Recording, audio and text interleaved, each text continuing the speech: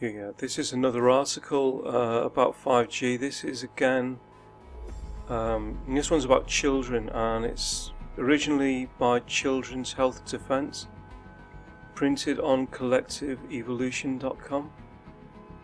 And here we go. It goes, mobile and wireless technologies are a ubiquitous feature of modern life. Most US adults own smartphones. A growing proportion are smartphone only. Internet users, and over a fourth report being online almost constantly. As for children, a 2014 survey of high-income nations reported that almost 7 in 10 children use a mobile phone, and 2/3 of those had a smartphone, usually by 10. As described by Nielsen, it is now as common to see a kid with a smartphone in their hand as it was to see a kid playing with a yo-yo in years before the digital age. The enthusiasm with which the public has embraced each new mobile and wireless technology, most of which have never undergone any appropriate safety testing or standards development, suggests that consumers rarely stop to consider the health implications of the infrastructure shoring up their ability to browse, stream and download anytime and on the go. Consumers are not entirely to blame for their lack of awareness. It's not easy to disentangle the technology's health risks in the face of the telecommunications industry's steady and calculated disinformation efforts and a captured Federal Communications Commission, FCC, that follows the script of fabulously wealthy bullying billion-dollar beneficiaries of wireless.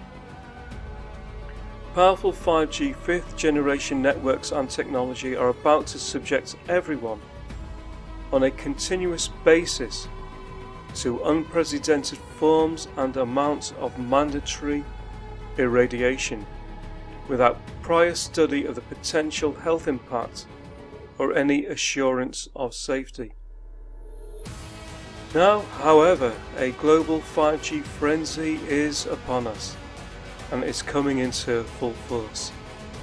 The rollout of blazing fast 5G technology will dramatically increase the number of transmitters sending signals to cell phones and a host of new internet-enabled devices.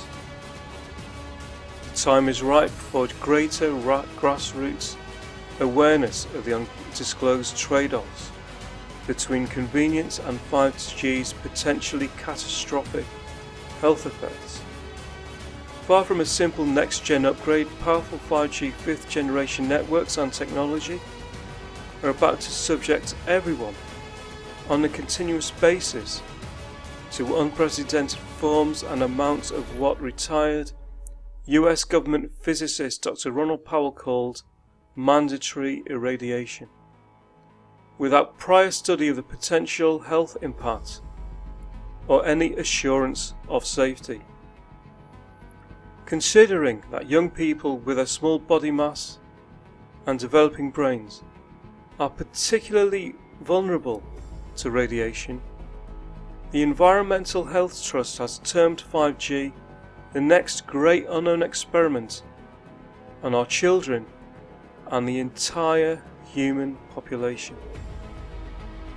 Early warnings. In fact, the giant uncontrolled experiment on children and adults has already begun, despite an urgent international appeal by tens of thousands of scientists, doctors, environmental organizations, and citizens calling for a halt to 5G deployment. In 2018, telecom carriers in the US and Europe began rolling out 5G technology in dozens of cities, focusing for now on dense urban and high traffic areas in the US. AT&T began positioning its 5G infrastructure in major cities in 8 states, and Verizon started offering 5G home broadband service in select neighborhoods in a handful of cities. Health problems such as insomnia, miscarriage, memory problems, and other neurological issues, and there are widespread reports of annihilation of insects and bird populations. And I uploaded a previous article about bird populations in Holland and how they might be affected by 5G towers. For the most part, health concerns have ranked as a tiny footnote in the midst of the massive hoopla about 5G speed and capacity. Although trade magazines admit that there may be some objections to 5G due to concerns over potential health risks. In both Europe and the US, however, individuals living and working in proximity to newly installed 5G towers and antennas are telling a different story. Many have immediately started experiencing health problems such as insomnia, miscarriage, memory problems, and other neurological issues. And there are widespread reports of annihilation of insects and bird populations. In response to complaints from firefighters subjected to 5G antennas, the International Association of Firefighters has gone on record as opposing the use of fire stations as base stations for towers and/or antennas for the conduction of cell phone transmission until a study with a higher scientific merit and integrity is conducted and it is proven that such sightings are not hazardous to the health of our members. A UN whistleblower recently drew attention to 5G's dramatic impact on health in a widely circulated series of comments about 5G's seemingly overnight rollout in Vienna, Austria. Describing 5G as a silent war, she commented, "Children are the most vulnerable to 5G depredation because of their little bodies. Friends and acquaintances and the children in Vienna are already reporting the classic symptoms of electromagnetic radiation poisoning, nosebleeds, headaches, eye pains, chest pains, nausea, fatigue, vomiting, tinnitus, dizziness, flu-like symptoms, and cardiac pain. They also report a tight band around the head." I felt like that, funnily enough. But we don't have 5G here in London yet that I know of. Pressure on the top of the head, short stabbing pains around the body, and buzzing internal organs above and below. One of the novel dangers of introduced by 5G technology is its reliance on high frequency millimeter waves, mmWs, a bountiful and not previously commercialized portion of the electromagnetic spectrum. While 5G enthusiasts are quick to promise support for literally billions of devices, there's one catch. The shorter millimeter wavelengths cannot travel as far as low frequency used for earlier generations of mobile technology. Thus, while there were about 300,000 wireless antennas on US cell towers and buildings as of 2016, a doubling since 2002, 5G will require exponentially more, millions of small cell towers every 500 feet on every street corner. Even in the home environments, 5G technology will blast through walls and cribs, making a mockery of the notion that your home is your castle, in which you are supposed to be safe. Organisations concerned about the health effects of wireless radiation note that right now, you don't have to live next to a cell tower, but once they have these 5G antennas everywhere, you won't be able to move away. Unfortunately, the nowhere to hide aspect of 5G are even more serious because ground-based 5G systems will be supplemented by radar-based systems. In March 2018, the FCC approved the initial launch of over 4,400 low Earth orbit 5G communication satellites, to be followed by thousands more over the next 2 years. with the eventual result being 11 times more satellites orbiting the Earth than currently. The satellites will send tightly focused beams of intense microwave radiation at each specific 5G device that is on the Earth, while each device then sends a beam of radiation back to the satellite. In practical terms, this means that in crowded locations such as airports, individual bodies will be penetrated by numerous beams of radiation as they walk or as other people walk around them with their 5G smartphones. But even in your hometown environment, 5G technology will burst through walls and cribs, making a mockery of the notion that your home is your castle in which you're supposed to feel safe. More than skin deep, scientists, doctors and experts from around the world have issued repeated warnings about 5G's risks, drawing on published research on MMWs, as well as thousands of studies showing the harms caused by other mobile and wireless technologies. In this context, industry and government claims and 5G technology is safe are completely disingenuous. In fact, the health effects of MMWs are already quite familiar to the US military and defense agencies around the world. The US has at its disposal non-lethal crowd weapon systems, euphemistically named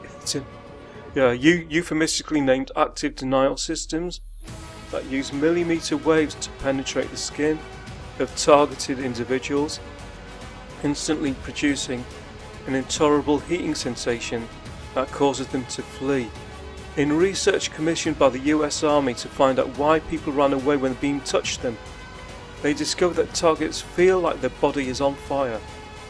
Researchers also have warned that the same parts of the human skin that allow us to sweat also respond to 5G radiation, much like an antenna that can receive signals. Moratorium urgently needed. When the FCC endorsed the transition to 5G in 2016, then Chairman Tom Wheeler, a former telecom industry lobbyist, vowed to allow new 5G technologies and innovations to evolve and flourish without needlessly prescriptive regulations. Thus, even though 5G represented a radical shift in technology, the FCC proposed no further studies, instead continuing to rely on an outdated, excessively permissive and thus widely criticised radiation exposure guidelines that are based primarily on a 30-year-old analysis many years before the emergence of most of the digital wireless technologies in use today. A recent government study by the National Toxicology Programme, which determined that cell phone radiation causes cancer, deemed the 3-decade-old guideline unprotected. Children who began using either cordless or mobile phones regularly before age 20 had more than a 4-fold increase in brain tumour risk. 5G poses risks to all life on the planet: people, animals, insects, plants. However, it is clear that fetuses and children are among the most vulnerable members of the human population.